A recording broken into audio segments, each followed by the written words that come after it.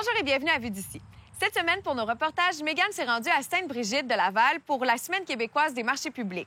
Elle était au marché public de la place pour rencontrer le chef Francis Côté qui a réalisé une recette de salade. La semaine prochaine, vous pourrez voir sa deuxième recette.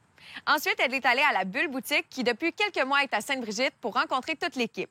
Et finalement, je vous présente un cours de pilates donné par Françoise Durand-Lot. Dans mon reportage, vous pourrez voir ce qu'elle enseigne aux débutants, tout comme aux intermédiaires, en vue de l'inscription à l'automne prochain. Bonne émission! Aujourd'hui, nous nous sommes déplacés du côté de Sainte-Brigitte de Laval pour assister au marché public. C'est la 3e édition cette année et nous serons en compagnie aujourd'hui de Francis Côté, chef, qui nous fera découvrir une recette de salade aux 1001 saveurs du marché. D'ailleurs, soyez avec nous la semaine prochaine puisque nous serons de retour au marché public de Sainte-Brigitte de Laval pour réaliser une autre capsule culinaire avec le chef Francis Côté.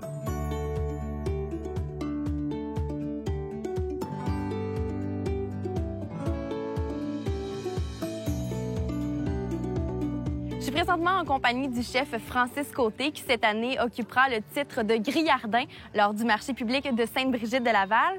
Monsieur Côté, vous avez 30 ans d'expérience dans le domaine de l'art culinaire, on doit le dire. Vous avez occupé à travers les années plusieurs titres de chef dans plusieurs établissements au Québec. Donc, ce qui veut dire que la cuisine, les aliments n'ont plus aucun secret pour vous. C'est mon plaisir. Et cette année, vous participez à la 3e édition du marché public de Sainte-Brigitte de Laval. Donc, ça fait 3 ans. Donc, cette année, il doit certainement y avoir des nouveautés au marché. Oui, cette année, justement, le fait qu'on peut manger sur place à tous les samedis, c'est déjà une nouveauté. On a beaucoup de nouveaux joueurs. Là, cette année, on a en moyenne 13 exposants. Puis, on a un chapiteau maintenant de 60 par 60. Donc, tout est abrié. Les gens qui veulent venir ici, même s'il pleut, on est capable de les accueillir sans aucun problème. Quels sont les types de produits que vous avez cette année au marché? On a des fournisseurs de miel. On a des gens qui fournissent également des fines herbes, des maraîchers, bien entendu. On a un producteur de produits de canard, de canage de canard, là, des rillettes, des terrines, des choses comme ça, des crèmes brûlées. On a des chefs qui font traiteurs à la maison, qui présentent leur capacité puis qu'est-ce qu'ils peuvent faire chez les gens. Est-ce que vous offrez d'autres types d'activités? Dans le cadre du marché lui-même, on a des activités spécifiques à chaque semaine, comme le maquillage d'enfants, des jeux gonflables. On a également, en ce moment même, on a un sculpteur de fruits qui est de niveau national, qui est vraiment excellent, Vincent Croteau. On a également un accordéoniste qui va venir et on va avoir un événement de épluchette de blé d'Inde la dernière journée du marché.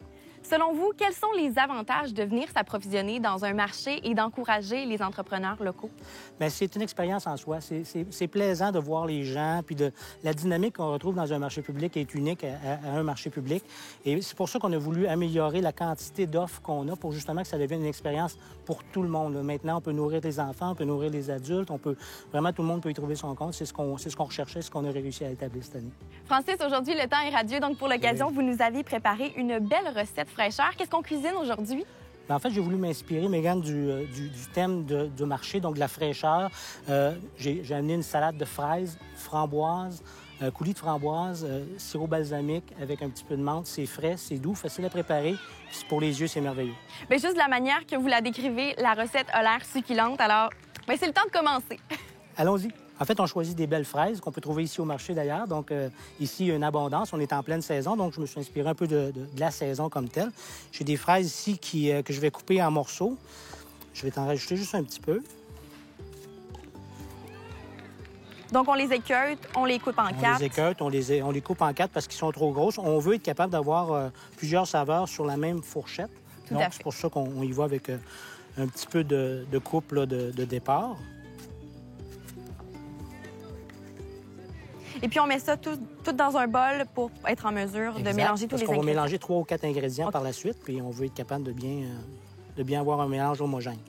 Donc, comme ça, on devrait en avoir assez. Un petit coulis de framboise. Un petit coulis de framboise maison. Simplement chauffer quelques framboises avec une petite cuillère de sucre. Juste simplement les faire bouillir. On arrête tout de suite pour garder une vraie belle qualité de saveur et de couleur également. Donc, je rajoute environ une demi-tasse de coulis de framboise ici. Une petite pincée de sel, du sel de Guérande, qui amène juste un petit adoucissement du sucre dans la recette pour pas que ça devienne toquant. Ensuite, on va y aller avec un petit peu de poivre du moulin. Donc, on met du poivre un peu à notre goût. Exact. On en met un petit peu plus que normalement on en mettrait dans un dessert parce que c'est assez rare qu'on voit du poivre dans un dessert. Mais ça a vraiment une petite touche qui est intéressante là, dans celui-ci. Donc, Monsieur Côté, après avoir mis le poivre, quelle est la prochaine étape? On va ajouter un petit peu de menthe fraîche que j'ai pris directement ici au marché. Donc, pas énormément de menthe, parce qu'on va également ajouter un petit bouquet décoratif sur le dessus. Donc, ce que je vais faire, c'est que je vais la ciseler, mais quand même assez grossièrement, pour qu'on puisse continuer à avoir des beaux morceaux à l'intérieur de notre salade, comme ceci. Donc, pour que le goût soit quand même assez présent, on le hache grossièrement. Exact. Donc, par la suite, tout ce qu'il reste à faire, c'est de brasser un petit peu. Certains vont mettre du vinaigre balsamique directement dedans. Ils peuvent ajouter un petit peu de miel ou un petit peu de sucre. Moi, j'aime mieux travailler avec un sirop balsamique qu'on va voir tout de suite après. Sirop balsamique que vous pouvez trouver dans n'importe quel supermarché, là. Maintenant, c'est un produit qu'on peut retrouver régulièrement. Donc, ici, on a vraiment notre salade qui serait terminée de cette façon-là. Donc, facile à faire, rapide et très frais. Idéalement, on la laisserait au frigo peut-être 1 heure afin que tous les produits qui sont à l'intérieur viennent se parfumer. Ici, aujourd'hui, on n'est pas capable de se retenir, on va goûter tout de suite. Exactement. Donc, la dernière étape qui resterait à faire, c'est de les mettre dans les bols et d'ensuite mettre un petit sirop balsamique qui est plaisant pour l'œil et pour les papilles et gustatives. Vous avez parlé du sirop balsamique qu'on peut retrouver en épicerie, oui. Mais vous, aujourd'hui, vous avez fait le vôtre, en fait. Exact. Comment est-ce que vous l'avez concocté? En fait, on réduit du vinaigre balsamique pur et on ajoute un petit peu de cassonade vers la fin de la réduction. Il faut vraiment faire attention parce que ce produit-là est très chaud, donc il faut faire très attention quand on le manipule. Mais il faut aussi savoir que lorsqu'il refroidit, il épaissit. Okay. Donc, il faut arrêter la cuisson. C'est pour ça que c'est un peu plus touché, là. Il faut arrêter la cuisson avant qu'il soit trop épais. Et c'est pour ça que je vous suggère plus de l'acheter pour peaufiner votre technique par la suite. Exactement. Donc ici, on va y aller avec la belle salade de fraises. C'est frais, c'est beau pour les yeux, oui, vraiment, là. Le petit cachet des framboises donne un petit look là, vraiment spécial là, dans le produit. La texture est belle aussi. Oui. On voit là... C'est au Québec qu'on a les meilleures fraises. Exactement. Hein? On en profite avec cette belle recette. Donc ici, ce qui me reste à faire, c'est d'ajouter un petit peu de sirop balsamique comme ceci. Donc, on décore un peu avec la balsamique sur le dessus. Exactement comme ça. Ça, c'est pour l'œil aussi. Hein? On aurait pu le mettre à l'intérieur. Il reste le petit bouquet qu'on va mettre dessus pour le plaisir de l'œil et pour également rappeler que la menthe est présente à l'intérieur. Je vais y aller avec 2 beaux petits bouquets comme ceci. Et voilà, donc l'œil est plu. Donc, exactement. Mais au papier gustatif maintenant de goûter. La salade est magnifique. Juste à l'œil, on sent la belle texture. Les fraises sont magnifiques. Ça m'a l'air très frais. Allons-y, goûtons.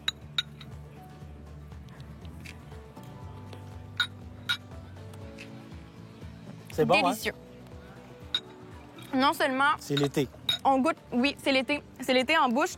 On goûte la bonne saveur des fraises. Le sirop de framboise est délicieux.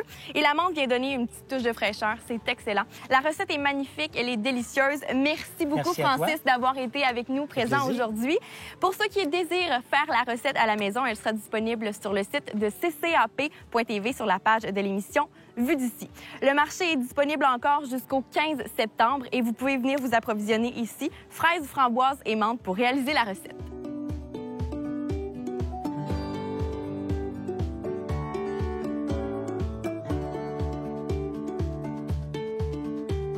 Le marché public de Sainte-Brigitte-de-Laval se tiendra tous les samedis au stationnement des loisirs jusqu'au 15 septembre inclusivement, de 10h à 13h. Pour tous les détails de la recette réalisée aujourd'hui avec le chef Francis Côté, rendez-vous sur le ccap.tv sur la page de l'émission.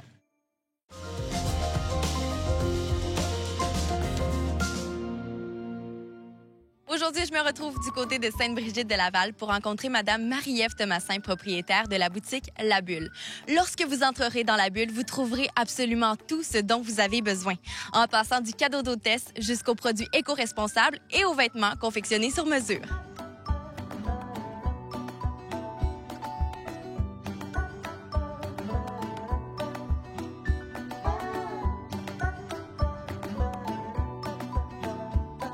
En octobre 2017, vous avez décidé d'ouvrir votre propre boutique, La Bulle. Qu'est-ce qui vous a motivé à le faire?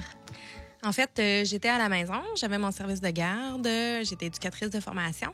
Puis, lors de mes 2 derniers congés de maternité, j'ai décidé que je me lançais dans la couture. Puis, j'ai aimé ça. Donc, j'ai fait mon atelier à la maison. Puis, par la suite, j'ai voulu déménager mon atelier pour pouvoir recevoir les clients. Puis, ça a donné la bulle parce que j'avais envie d'aider les autres artisans aussi à se faire connaître, puis dans un esprit de collaboration. Et pourquoi vous avez décidé d'appeler votre boutique La Bulle? Parce que quand je couche, je suis dans ma bulle. Simplement. C'est juste ça, finalement. Vous avez parlé un peu plus tôt que non seulement vous faites de la couture, vous avez votre atelier, mais vous offrez aussi les produits de d'autres artisans. Qu'est-ce qu'on peut retrouver ici? En fait, c'est 50 artisans et entreprises québécoises. Il y a quelques produits qui viennent pas d'ici, mais sont vraiment minimes, en minorité. Il y a vraiment de tout. On essaie de toucher tous les groupes d'âge pour tout le monde. Il y en a même pour les animaux. C'est vraiment des entreprises... j'ai essayé de prendre des entreprises souvent qui étaient naissantes aussi pour leur donner un coup de main comme moi j'ai eu quand j'ai commencé. Puis, toujours dans l'optique d'offrir un produit de qualité. Je vérifie toujours mes sources, les assurances, etc. avant de le faire, là, surtout en ce qui concerne le bébé et l'enfant. Sinon, j'ai été beaucoup vers le bio-écolo parce que je pense que c'est une réalité qu'il faut qu'on fasse des efforts pour les générations futures. Et en type de produits, qu'est-ce que vous offrez, mis à part les produits pour les enfants? On a une grande sélection de bijoux en tissu, en bois, en laiton, en résine éco-responsable, etc. Sinon, on a tout ce qui est huile essentielle, produits naturels pour le corps, savon, déo, produits à la lavande. On a tous les produits pour les bébés aussi, pour les couches lavables. Donc, ensuite, il y a vraiment tout ce qui est pour enfants, jouets en silicone, cadeaux aussi, vêtements, tout ce qui est doudou, etc.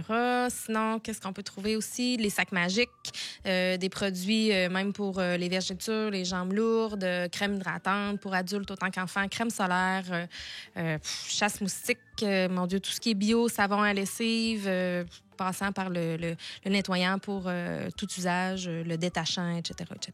Qu'est-ce que vous créez principalement? Des vêtements pour adultes, enfants. Je fais beaucoup de sur-mesure. C'est ma spécialité. Donc, les gens me disent vraiment qu'est-ce qu'ils veulent, me donnent leurs mesures, puis je crée, simplement. Non seulement vous avez la boutique, mais vous offrez aussi des activités pour la famille. Quel type d'activités est-ce que vous offrez? On a souvent la fabrication de bombes de bain, fabrication de savon. On a aussi tout ce qui est bricolage avec le précieux temps du lac Beauport qui vient donner des ateliers. Ensuite, il y a Geneviève de l'éco-boutique qui vient donner tous les ateliers sur la famille écolo, les produits bio, etc. Souvent, on va avoir le RCR, mais seulement pour les parents, là, pas le RCR avec la grande spécification, mais plus pour le parent qui soit capable de réagir en cas d'urgence avec son enfant. Sinon, pour le sommeil du bébé, etc. Ça, c'est très varié. Puis vous offrez aussi un petit coin famille où vous offrez des cafés, des repas. Qu'est-ce qu'il y en est de ce coin-là?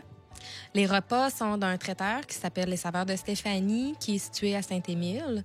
Elle offre des repas super santé, fait que les clients peuvent passer les chercher. C'est souvent des clients qui sont seuls ou deux. Comme ça, ils peuvent vraiment se dépanner à la maison tout en étant super bon pour leur santé. Sinon, il y a aussi le café, le coin café. Les gens peuvent venir prendre un café, jaser, etc. Des fois, les enfants prennent une petite compote ou des choses comme ça. Puis il y a le coin jeu, là, où est-ce qu'ils peuvent aller vraiment s'amuser.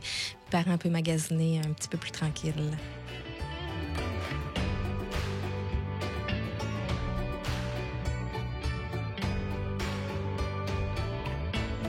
De quoi est-ce que vous êtes le plus fier depuis l'ouverture de votre boutique? En fait, c'est de voir à quel point les gens viennent, puis tout ce qui se passe au niveau de l'éducation, des produits bio, naturels, remplissables, super écologiques. Les gens, je pense qu'ils sont vraiment intéressés ici à Sainte-Brigitte. Puis de pouvoir leur offrir ça, c'est vraiment un bon créneau pour la bulle. Votre boutique fonctionne super bien. Est-ce que vous aviez au départ cette idée-là? Est-ce que vous pensiez que ça irait aussi bien que ça? Pas du tout. En fait, je l'avais faite pour le plaisir d'ouvrir mon atelier puis de dire je peux joindre l'utile à l'agréable. Mais finalement, je développe une passion. J'adore ça. Puis tout ce que je veux, c'est que ça grossisse et c'est bien parti pour ça. Lorsque les gens rentrent dans votre boutique, qu'est-ce que vous désirez leur faire vivre comme expérience? Je veux que ce soit un service de proximité. Je veux que le client il se sente un peu comme chez eux, si tu veux. Je veux qu'il embarque dans ma bulle, qu'ils viennent avec moi, puis qu'on puisse vraiment aller satisfaire leurs besoins sans qu'il y ait besoin de descendre en ville ou quoi que ce soit. Fait qu'encore là, on économise l'essence et c'est encore mieux pour l'environnement. Non seulement les gens peuvent venir en boutique pour vous rencontrer, mais vous avez aussi un site web. Qu'est-ce qu'on peut y retrouver dessus? Tous les produits sont dessus. Je suis en train de le finaliser. Ça a été un peu plus long parce que, bon, ayant comme au-dessus de 2500 produits avec plusieurs artisans différents, c'est de tout prendre les photos, de tout l'installer, mais il est presque terminé. Donc, on va retrouver tous les produits de la bulle qui vont pouvoir être postés à travers le Canada. Vous avez une page Facebook sur laquelle vous partagez beaucoup de contenu. Qu'est-ce qu'on peut y retrouver? En fait, tous les produits de la boutique, j'essaie vraiment de montrer, parce que même quand on vient ici, il reste qu'avec 2500 produits, on n'a jamais le temps de tout voir. Fait que les gens, souvent, ils le voient par les publicités. Puis là, oups, OK, je vais aller chercher là, ou, tu sais, j'ai pas besoin d'aller ailleurs. Ils l'ont, la crème solaire, je le savais pas, tu sais, des trucs comme ça. Vous avez une cinquantaine d'artisans et d'entreprises qui font partie de votre boutique. Comment est-ce que vous avez déniché ces entrepreneurs? Pour commencer, je suis allée vraiment avec des entreprises qui étaient en démarrage. Je voulais vraiment comme les aider. Je me suis dit que ça leur ferait une belle publicité. Puis par la suite, c'est les gens qui m'ont contacté petit à petit et bien entendu les clients. Tout ce qu'ils veulent, je vais le chercher. Donc, s'ils me font une demande spéciale, je vais élargir mon réseau. De plus en plus, j'apprends à connaître les entreprises aussi qui peuvent me donner d'autres entreprises à contacter. Il y a beaucoup d'achalandage dans la boutique depuis quelques temps. Est-ce que vous faites tout seul ici? Oui, c'est pour ça j'ai pas encore mis trop de temps sur la publicité. Ça va venir pour se faire connaître, bien entendu. Mais oui, je fais tout seul. Donc, j'ai par contre une bénévole super gentille qui vient faire une journée par semaine, que je remercie énormément. Mais sinon, j'y vais un pas à la fois. Est-ce que c'est dans les projets éventuellement d'avoir quelqu'un pour vous aider? Oui, bien entendu. C'est sûr que c'est dans les projets éventuels. Ça va prendre quelqu'un ici à temps plein que je puisse continuer de créer parce que c'est rendu que j'ai plus vraiment le temps. Où est-ce que vous vous approvisionnez de vos tissus? Ce que je m'assure toujours, c'est d'avoir des tissus qui sont de plus possible naturels. Donc, du coton spandex, c'est pas mal ce tissu-là que j'utilise. Sinon, je m'approvisionne un peu n'importe où. Ça dépend toujours. J'apprends à connaître aussi les endroits où c'est de meilleure qualité que d'autres. Je vous remercie beaucoup, Marie-Ève, pour votre temps. Si les gens veulent rester à l'affût de ce qui s'en vient pour la bulle, des nouveaux projets, ils peuvent vous suivre sur Facebook, sur Instagram et aussi magasiner en ligne, mais surtout venir vous rencontrer en boutique pour vivre dans votre bulle. Et voilà. Merci beaucoup.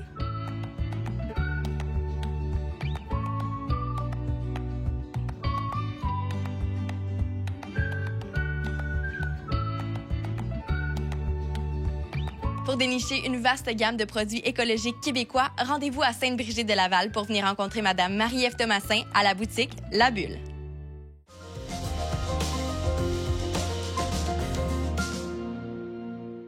Ce soir, nous sommes à Lac-Saint-Charles pour participer à l'activité de Pilates donnée par Mme Françoise Durand-Lot. C'est en vue de la session d'automne 2018 que nous vous montrons ce magnifique sport.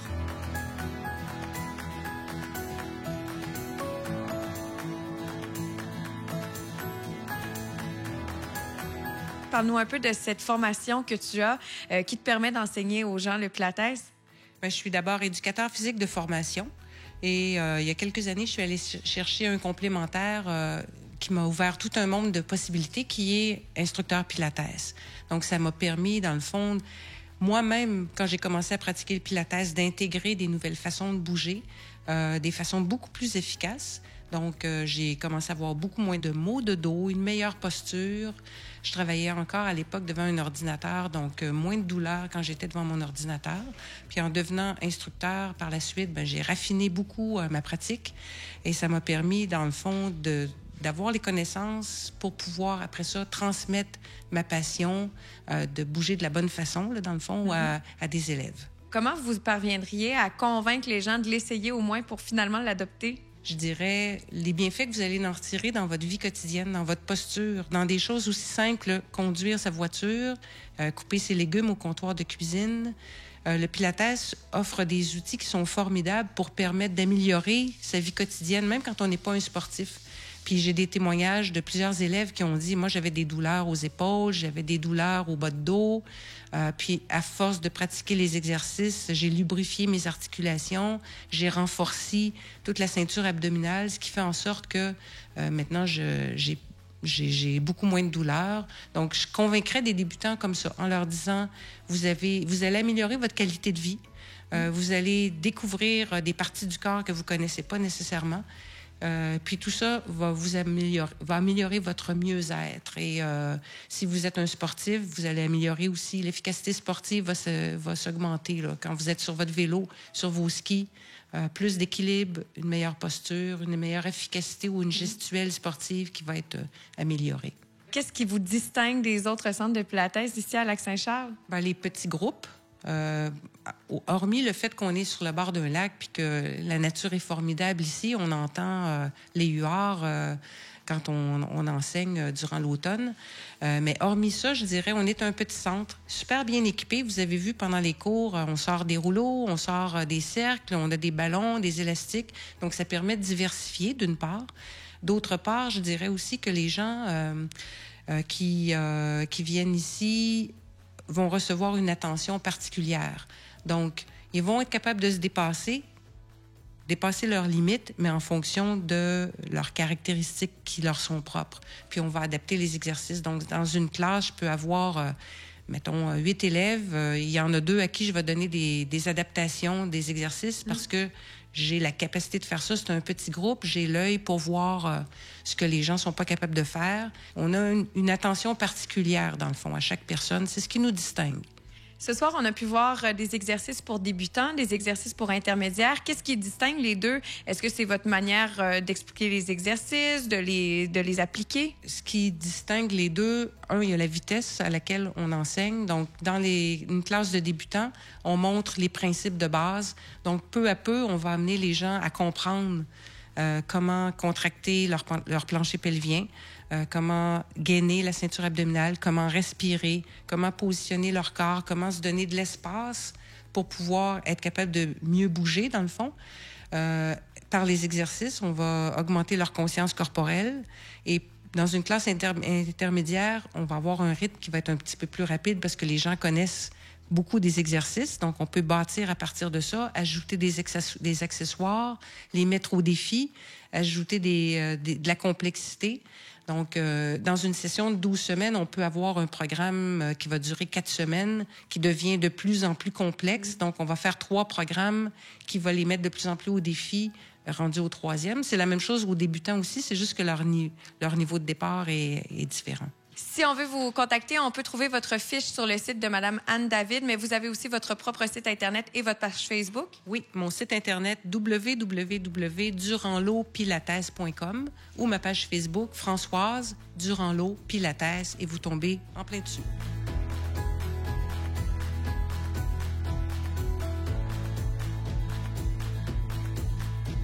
Quand on regarde ça de loin, le Pilates peut peut-être être comparé au yoga. Quelle est la distinction entre les deux?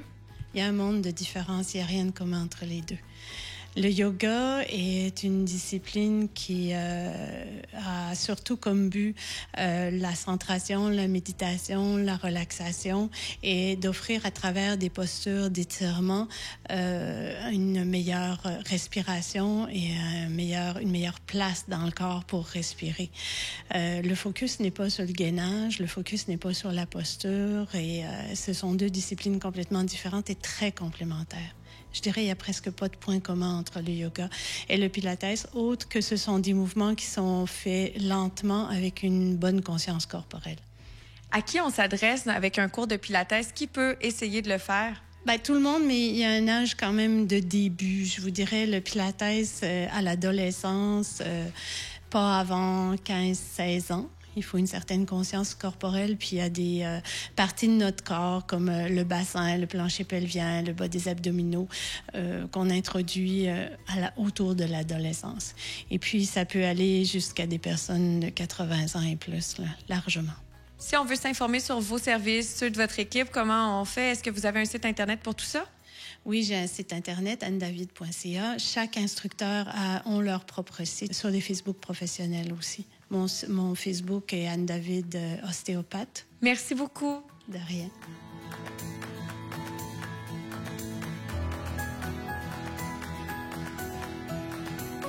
Anne et Françoise ont une façon d'enseigner qui est, je ne veux pas dire très technique, mais il y a tellement de détails fins qu'elles sont capables de nous expliquer exactement comment on fait les choses et pourquoi on les fait. Ça me rassure, ça me positionne, ça me permet de mieux comprendre, donc je réalise mieux les exercices. L'atmosphère est excellente et puis il y a une bonne camaraderie.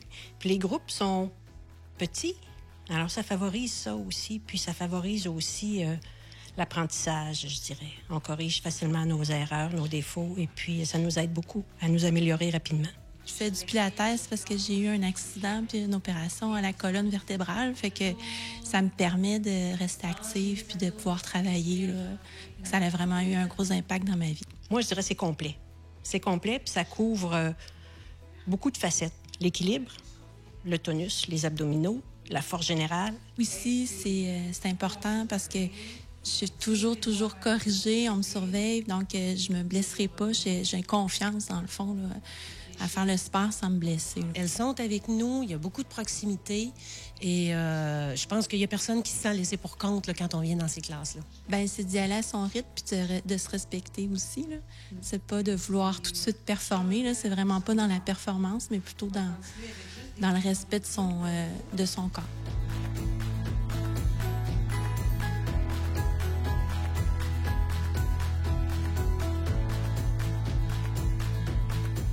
Si vous voulez essayer quelque chose de nouveau, pensez au Pilates avec Mme Françoise Durand-Lot. Comme vous avez pu voir, elle donne des cours aux débutants, intermédiaires et experts.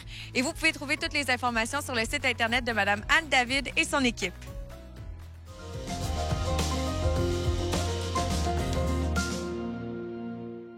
Merci d'avoir écouté Vue d'ici encore une fois cette semaine. Sachez que la semaine prochaine, ce sera déjà la dernière émission de la saison estivale.